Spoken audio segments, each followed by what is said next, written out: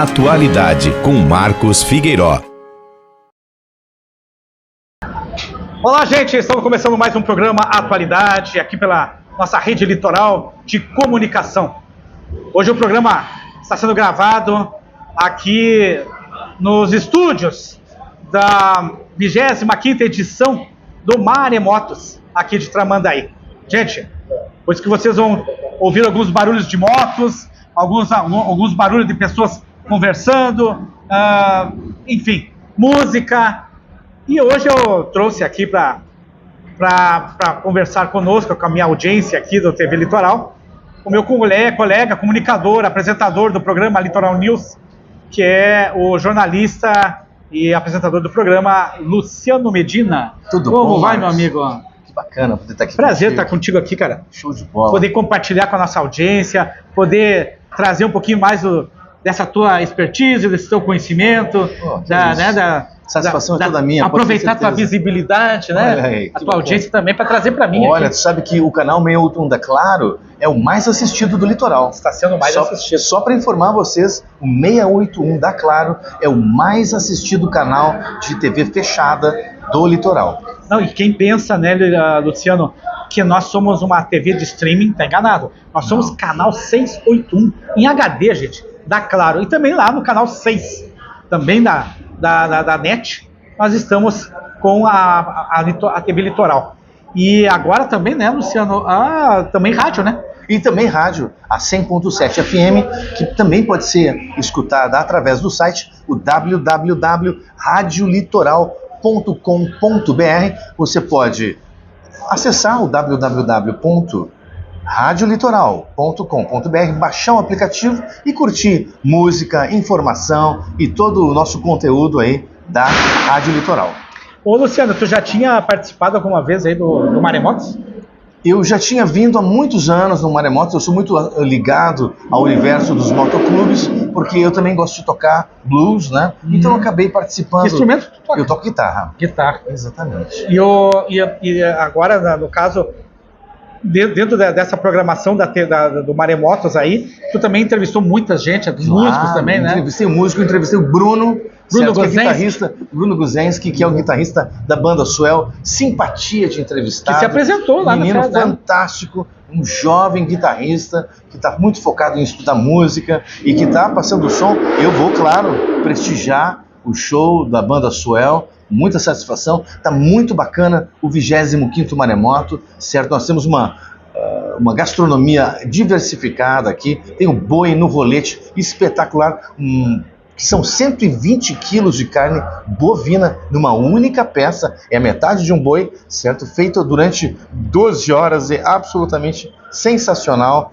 eu vou querer degustar, e daqui um pouco mais nós vamos estar com o prefeito de Tramandaí, prefeito Juarezinho, que vai vir comparecer para a abertura oficial do evento, para a abertura oficial que acontece quando eles servem o boi no rolete. Na verdade, nós já estamos aqui desde as 8 horas da manhã. Exatamente. Ô, Luciano, tu há poucos dias também entrevistou o prefeito Juarezinho, aonde ele colocou para a população os seus 100 dias de governo. Exatamente. Foi um evento chamado 100 Dias, certo? Que aconteceu dentro do gabinete do prefeito, em que eles prestaram contas do que fizeram nos 100 primeiros dias de gestão. É uma coletiva de imprensa, Uma coletiva de imprensa aberta também à população. Nós tínhamos lá representantes de entidades, associações de moradores, de pessoas ligadas ao contexto de Tramandaí, do litoral, vários canais e jornais e streaming TVs aqui do litoral, muito bacana pela transparência. A gente sabe que o governo que não se mobiliza nos 100 primeiros dias, dificilmente vai fazer isso nos 3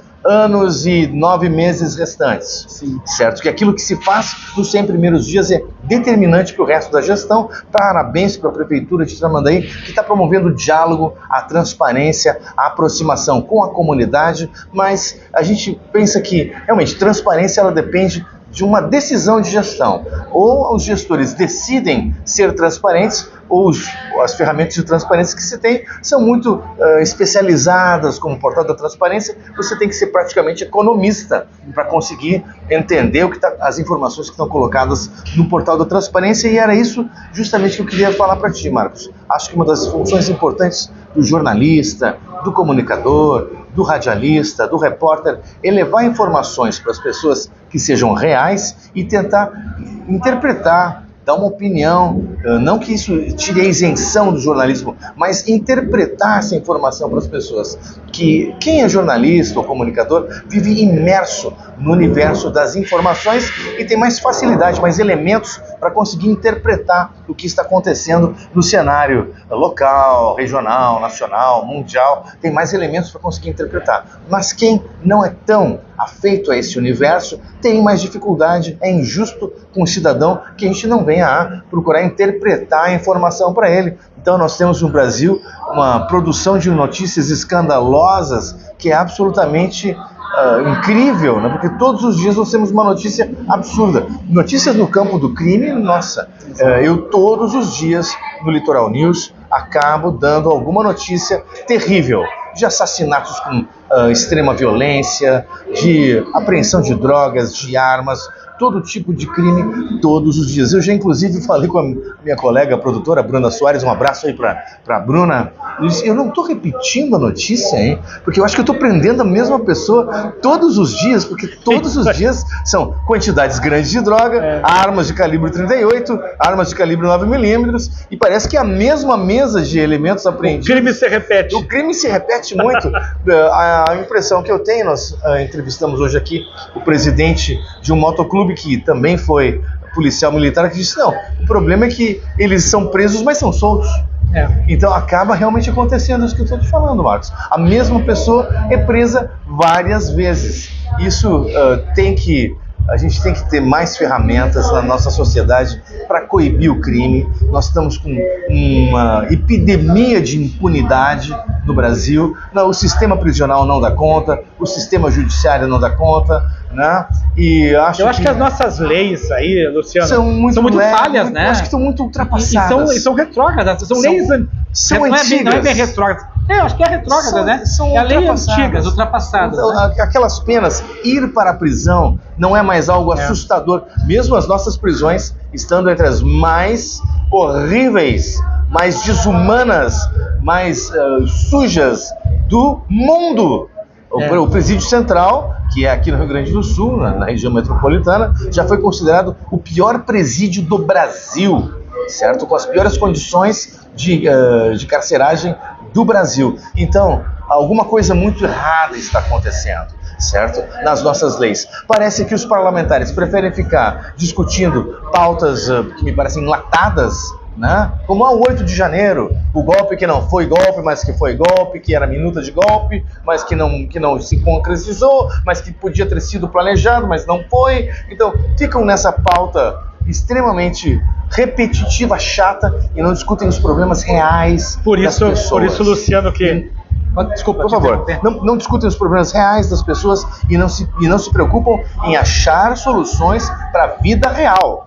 A vida real é o quê? Falta de saneamento básico, filas longas para se obter exames ou atendimento especializado, certo? Falta de educação adequada, de escolas bem mantidas. As escolas tiveram que ser fechadas no verão porque não tinha-se condições de ficar dentro da sala de aula, dado o calor da sala de aula. Então, colégios que não têm sequer banheiro, as crianças não têm banheiro, não têm onde ir ao banheiro, ou seja, isso é completamente desumano, submeter a criança a um regime de 4 ou 5 horas de atividade escolar, sem que ela possa ir ao banheiro adequadamente. Isso é completamente desumano. Enquanto se discute a cor da camisa do presidente, pois então, as coisas se esquece de tratar esses assuntos aí, os assuntos saneamento básico, educação, segurança, né?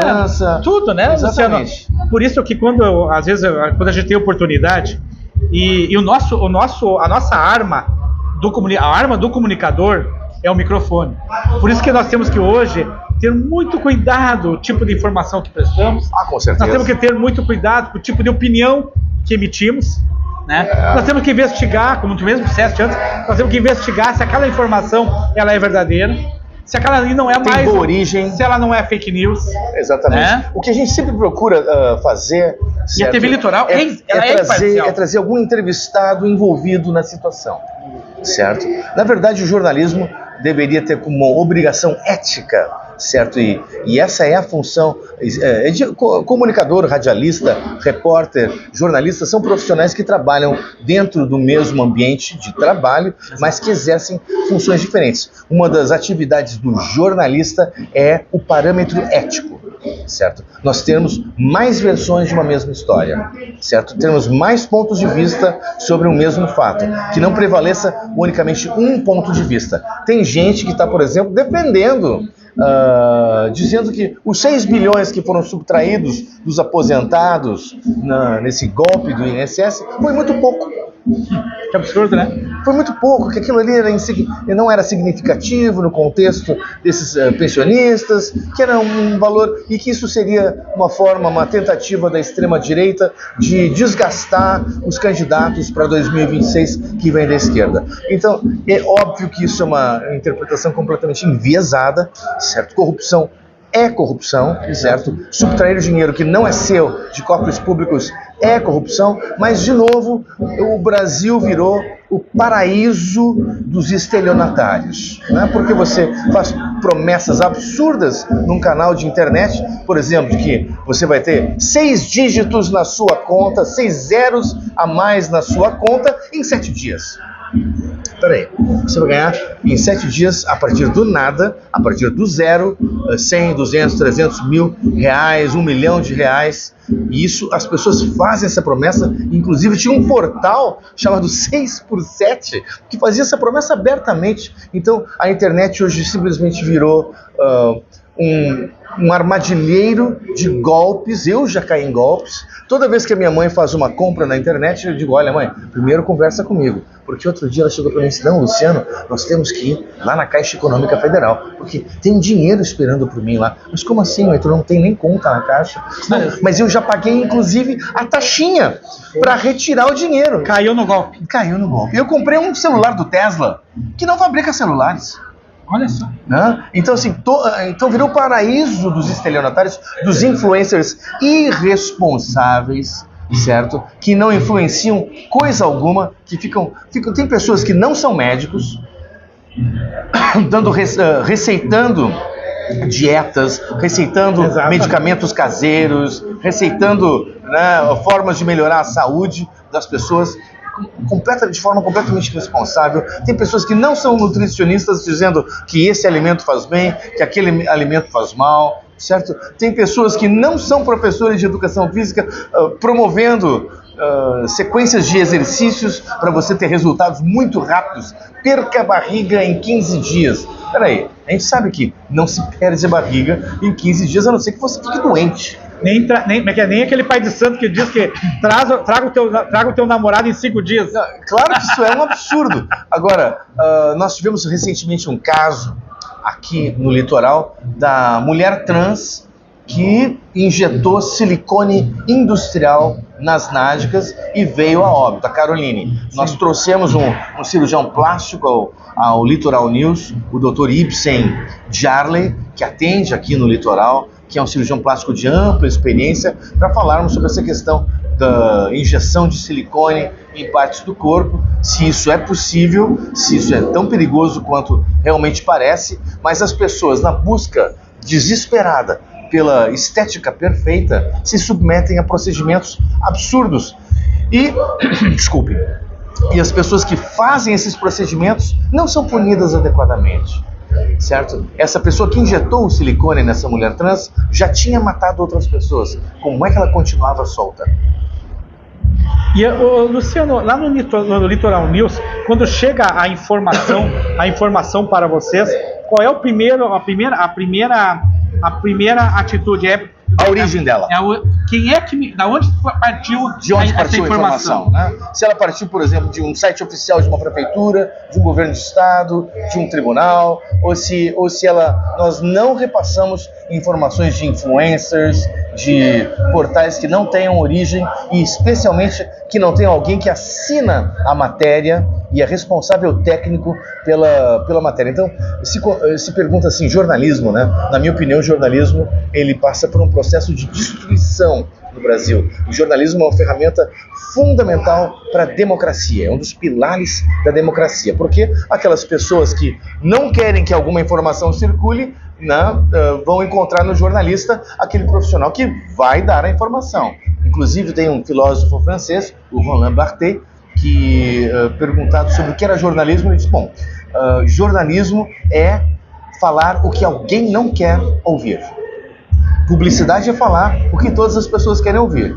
E jornalismo é falar o que alguém não quer ouvir, certo? Ou seja, é importantíssimo que nós digamos para a sociedade o que alguma pessoa não quer ouvir. E essa pessoa não está no poder, está protegida pelas instâncias do poder, e nós precisamos denunciar isso. O Brasil hoje é um país que tem a sua liberdade ameaçada, certo? Nós vemos pessoas que são desmonetizadas por darem opiniões contra o governo, vimos jornalistas sendo perseguidos por darem opiniões contra o governo, né? E isso é censura, né?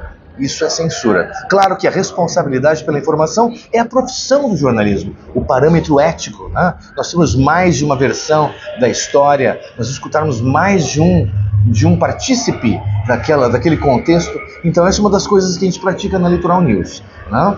Desde que eu estou atuando na produção e na apresentação desse noticiário, eu tenho sempre trazido pessoas para entrevistar, entrevistas exclusivas, né, para explicar o que está acontecendo. Então nós já entrevistamos pessoas como o senador Heinze, Luiz Carlos Heinze, como o ministro Augusto Nardes, né, como o deputado presidente da Assembleia Legislativa, recentemente, pelos 190 anos da Assembleia, o deputado Pepe Vargas, do PT. Nós também entrevistamos todos os partidos, o deputado Rodrigo Lorenzoni, que é do PL, né, e outros, o deputado Dr. Tiago Duarte, que é do União Brasil. Então, darmos voz a todos os partidos, certo? Isso é muito importante, a todas, né, as vertentes ideológicas, certo? O que diferencia um político do outro não é o partido, é a sua história. Sim, sim. Certo? Entrevistamos prefeitos já de várias cidades aqui do litoral, o prefeito Luciano Alves, lá de Maquiné, que é do PDT, um prefeito fantástico, jovem, que tem ideias muito inovadoras para o município dele, o prefeito aqui de Tramandaí, Juarezinho, que nós esperamos poder conversar mais uma vez com ele aqui no Maremoto, ele vai vir ao evento. Nós já conversamos com o prefeito de Imbé, recentemente eleito vice-presidente da FAMURS, o prefeito Ike Vedovato, né? Então estamos procurando os prefeitos, os secretários, os vereadores, os deputados, para que eles deem as suas versões da história. Uma coisa bacana, agora falando do prefeito Juarezinho, é que essa ideia dele elaborar e dar metas para as secretarias. Isso fez com que, por isso, os 100 dias de governo, porque foi as metas a meta que ele estabeleceu, e algumas, como ele, numa conversa informal, nos bastidores, aí, ele nos colocou teve secretarias lá que talvez não vão conseguir atingir as suas metas. Outras já atingiram.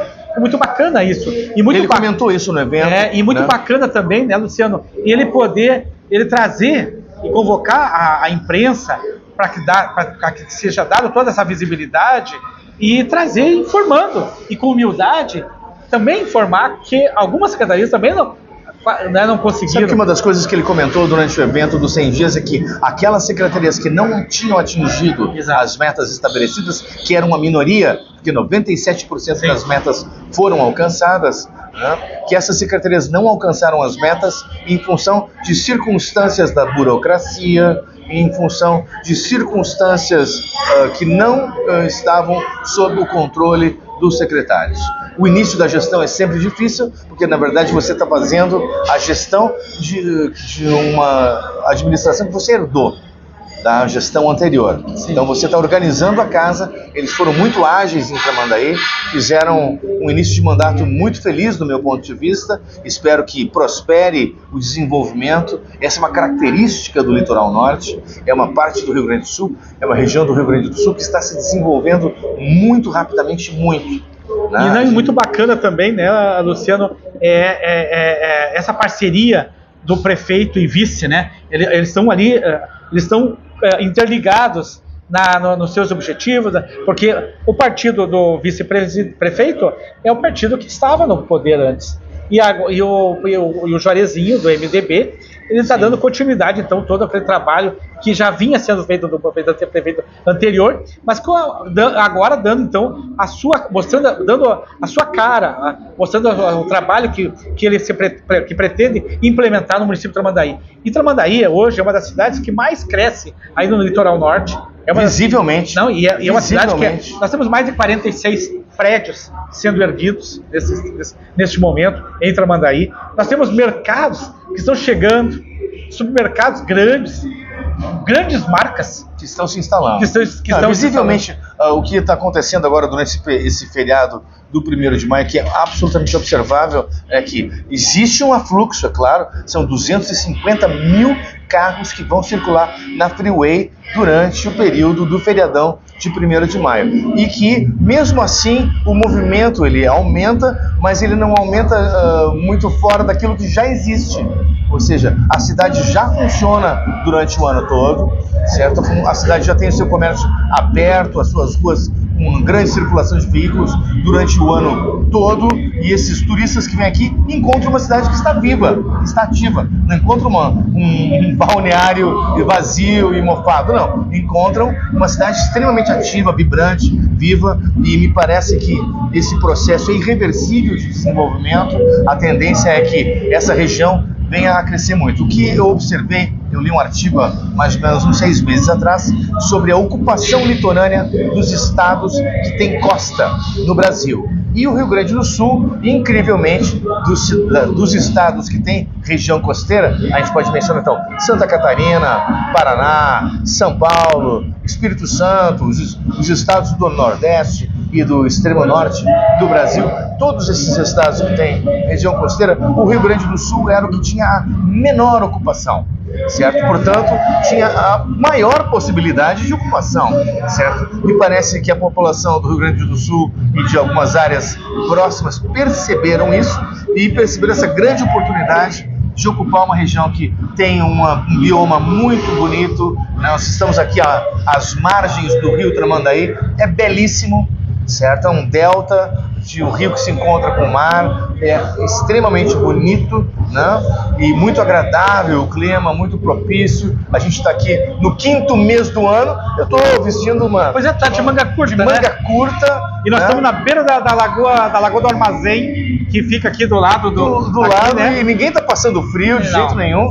Está extremamente agradável. Acho que é importante lembrar que essa oportunidade de desenvolvimento vem justamente a atender muitas comunidades que sofreram durante a pandemia e durante as enchentes e que encontraram aqui no Litoral Norte, estão encontrando no Litoral Norte uma forma de se reinventar, de se reestruturar, de ressignificar a sua vida, e isso é muito bacana. E muito interessante também, Luciano, isso que você está falando, que o último censo do IBGE apontou aí um acréscimo de mais de 10 mil pessoas que vieram de Porto Alegre, outras regiões, vieram se estabelecer no litoral. Muita gente, quando veio para cá morar aqui, na pandemia principalmente, eles imaginavam que Tramandaí, essas cidades de praia, litoral, elas fossem cidades no inverno desertas. E o que eles se depararam foi uma cidade com vida própria. Com vida própria, vida vibrante. Eu digo assim que Tramandaí, hoje nós temos uma avenida para ir e outra para voltar de Porto Alegre, que é a nossa BR-101, que é a nossa Freeway. Então a gente às vezes, vou ali em Porto Alegre, o trajeto é menor daqui até Porto Alegre, do que se tu tiver de um bairro de Porto Alegre a chegar no outro bairro lá, se tu atravessar Porto Alegre dentro, tu demora menos tempo daqui a Porto Alegre do que de bairros de Porto Alegre a outros locais de Porto Alegre. Então, é muito importante que nós percebamos que essa oportunidade também se reflete no mercado de construção civil. Inclusive, a Associação dos Corretores de Imóveis de Capão da Canoa tem um dado que está circulando muito interessante. Já conversei com o Jonas Inácio, que é o presidente da SICA, de que 60% das pessoas que procuraram refúgio lá em Capão da Canoa durante o período da pandemia permaneceram na cidade, certo? Isso é um número muito significativo. Nós estamos falando de 6%. Estamos falando de 60%, certo? É muita gente. Muita gente, é verdade. Muita gente, certo? Então, me parece que esse processo vai se aprofundar. Nós estamos aí na perspectiva da construção de um terminal portuário em Arroio do Sal, certo? Que está sendo apelidado de Porto Meridional.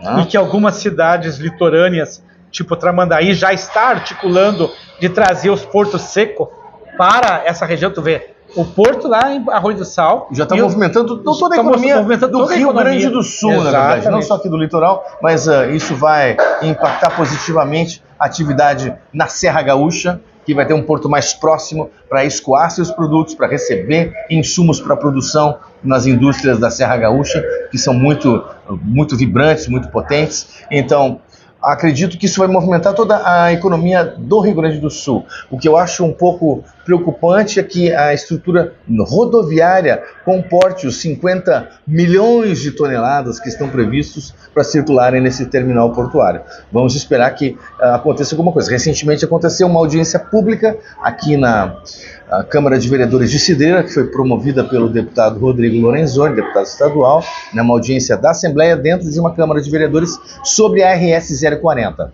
Certo? Então, uma grande parte do escoamento do arroz produzido no litoral sul depende da RS 040. A RS 040 fez parte do corredor humanitário durante a enchente, era uma das formas de acesso a Porto Alegre durante a enchente. Então, realmente, nós temos que desenvolver com responsabilidade. Estão acontecendo investimentos na área do saneamento básico. É muito importante. Só construir condomínios e prédios e melhorar restaurantes e hotéis não é o suficiente. Temos que melhorar a infraestrutura que é invisível, mas que quando acontecem grandes chuvas, quando acontecem intempéries, as pessoas lembram, opa, o esgoto tinha que ter sido limpo, né? Os diques tinham que ter sido mantidos, né? As barragens tinham que ter sido construídas outras, né? Então, é o que eu digo, é muito fácil para o gestor culpar o mosquito pela dengue, culpar São Pedro pela chuva, pela enchente, né? Quando na verdade a gente sabe que esses problemas de saúde pública, de saneamento, eles muitas vezes são problemas que cresceram, se aprofundaram ao longo de décadas de gestões negligentes. Então, não é uma gestão de um partido ou de outro, são de todos, certo? Ou seja, não adianta se esconder atrás de um debate polarizado, de ideologia. Não tem a ver com ideologia, tem muito mais a ver com a boa e velha vergonha na cara, com o bom senso que muitas vezes está se perdendo no debate político, né? Nós não precisamos de debates irreais. Discutir sobre 8 de janeiro, se foi o golpe que não foi, da minuta que não era, me parece muito estéril. Nós temos que discutir... Será que isso aí não é uma forma de desviar a atenção? Cortina de fumaça, do debate real. O debate real é o quê? A função básica do Estado é segurança, saúde, educação. Certo? Então esse tripé... Princípios constitucionais. O tripé básico do que promove o desenvolvimento, a saúde pública, as oportunidades de vida e de constituição de patrimônios, de economia, estão aí. Sem educação, nenhuma economia se desenvolve. Hoje nós estamos vendo um esvaziamento dos campos universitários, estamos vendo um esvaziamento especialmente do ensino médio e dos campos universitários, né? Campos universitários que tinham 50, 60 mil estudantes, hoje tem 4, 5 mil. Vemos grandes universidades, como a Pontifícia Universidade Católica, por exemplo, que fechou o curso de física, né? As pessoas não falam muito sobre isso. A PUC talvez não queira escutar essa informação, mas jornalismo é falar o que alguém não quer ouvir, certo? A PUC transformou tecnologia em objeto do seu museu, né? Claro, tem um hub tecnológico, certo? Mas você pergunta para um estudante universitário médio, um celular, entra luz por um lado e a imagem se forma no outro. Quais são os processos envolvidos nisso? É mágica? É um espelho? O que é? Quais são basicamente os processos envolvidos nisso? São processos matemáticos.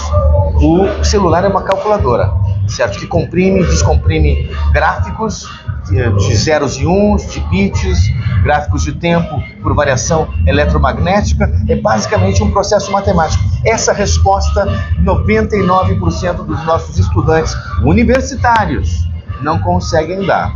Como funciona uma lâmpada de LED que está nos iluminando aqui? 99% dos estudantes universitários não conseguem responder. Como funciona um refrigerador? A descompressão e a compressão e descompressão de gases refrigerantes que geram trocas térmicas. Bom, essa tecnologia que é do início do século XX, certo? É do início do século XX, o estudante universitário médio brasileiro não consegue dar. Então, acho que essa crise educacional do Brasil, a gente tem que prestar muita atenção nisso.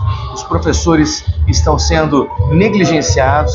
Hoje, um professor de ensino infantil ganha menos do que uma pessoa que vende balinha na esquina no sinal de trânsito, certo? Então, o que acontece muitas vezes é que as pessoas preferem ganhar um benefício do governo, Bolsa Família, ou se encostar de alguma forma por problemas de saúde no INSS e trabalhar na informalidade através de um aplicativo, entregando pacotinhos, entregando pessoas.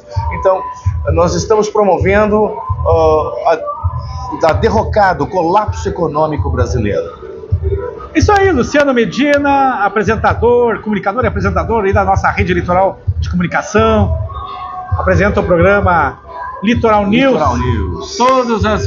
De segunda a sexta, às 11h45, às 20 horas e às 7 da manhã, sempre depois do Jornal Gazeta. Isso aí, olha só, gente. E hoje a gente pôde compartilhar aí um pouquinho, tirar o Luciano lá daquela formalidade, né, Luciano? Que é apresentar o programa Litoral News e trazer aqui no programa Atualidade, aqui com o Marcos Figueiró, onde a gente todos os sábados trazemos um convidado diferente aqui. E hoje o programa Atualidade está sendo gravado aqui na 25ª edição do Mar e Motos de Tramandaí. A gente está um lugar, um evento maravilhoso, um evento com muitas atrações aí. Agora aqui, vou olhando aqui, ó, gente, isso aqui é um artista aqui de Tramandaí, muito bonito, que elaborou este trabalho em madeira aqui, gente. Olha só que bacana aí. O nosso estúdio aqui todo, ele está ornamentado e preparado aí para receber nossos convidados da TV Litoral aqui em Tramandaí. Muito Luciano, obrigado, Marcos, pela oportunidade de poder participar do programa Atualidade. Nós já demos informações do programa Atualidade lá no Litoral News, como, por exemplo, a veiculação do documentário sobre o racismo estrutural dentro da justiça brasileira. Dentro do Poder Judiciário, exatamente. Dentro do Poder Judiciário. Isso. Muito interessante. Nós veiculamos essa notícia, que é de alta relevância. Foi exibido em ineditismo total no Brasil. No Brasil. Ali no programa Atualidade. Exato. Isso é notícia. Essa é notícia. Certo. E olha, gente, é promovido esse artigo, esse documentário foi elaborado pelo Sindijus, pelo Sindicato dos Servidores da Justiça do Rio Grande do Sul, ao qual eu sou diretor até junho. Eu faço parte da direção desse sindicato. E eu pedi permissão, autorização para o Sindijus, se eu podia transmitir em rede nacional da TV, porque a rede nacional, porque nós não sabemos aonde vai parar a nossa visibilidade, a transmissão da rede litoral de comunicação, que agora também em rádio, né, gente? Televisão e rádio. Então, em primeira mão. Quem não assistiu, está lá disponível lá no nosso canal no YouTube. Basta entrar lá, Marcos Figueiró, e se inscrever no canal e compartilhar. E vou poder compartilhar esse documentário. Muito, muito bonito mesmo. Eu participei, inclusive, quando foi feito esse documentário, de arrepiar. O local onde foi gravado. Olha, gente, muito bonito. Muito bacana. Luciano, muito obrigado. Eu que agradeço, a gratidão é toda minha. Muito obrigado mesmo. Gente, nós ficamos por aqui com esse programa inédito aqui, de dentro do Maremotos, da 25ª edição do Maremotos aqui de Tramandaí, e dentro do nosso estúdio aqui, que foi ornamentado pela Nicole Móveis e pela minha amiga Cleo Oliveira, da Arte da Praia aqui de Tramandaí. Até o próximo final de semana, com um novo convidado, uma nova convidada. E aí fica mais um programa Atualidade com o Marcos Figueiró. Até mais.